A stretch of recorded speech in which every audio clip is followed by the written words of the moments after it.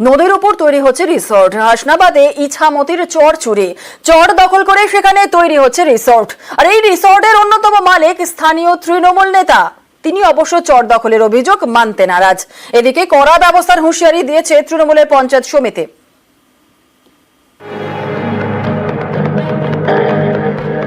উত্তর 24 পরগনার বনগাঁর পর এবার উত্তর 24 পরগনারই হাসনাবাদ। বনগাঁয় ইছামতির বুকে তৈরি হয়েছে পাকা বাড়ি,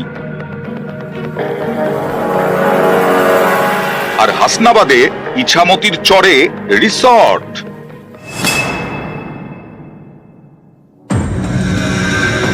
হাসনাবাদের মাখালগাছা গ্রাম পঞ্চায়েতের ফুলিয়াডাঙ্গা পাশ দিয়ে বয়ে গেছে ইছামতি। নদীর পাড় ধরে গ্রামের রাস্তা। এই রাস্তার দুদিকে তৈরি হচ্ছে রিসর্ট।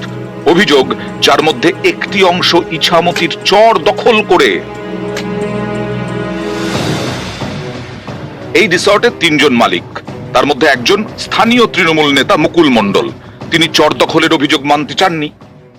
এটা কিন্তু কোনো আমাদের ওটা কিন্তু একটা জাস্ট ওই জায়গাটাতে ওই জায়গায় বৃক্ষরোপণ করা হয়েছে, দেখুন পঞ্চায়েত থেকে করেছে। ওই পথচারী মানুষদের বসার জন্য একটা জায়গা, ওটা রিসর্টের অংশ না, বুঝতে পেরেছেন?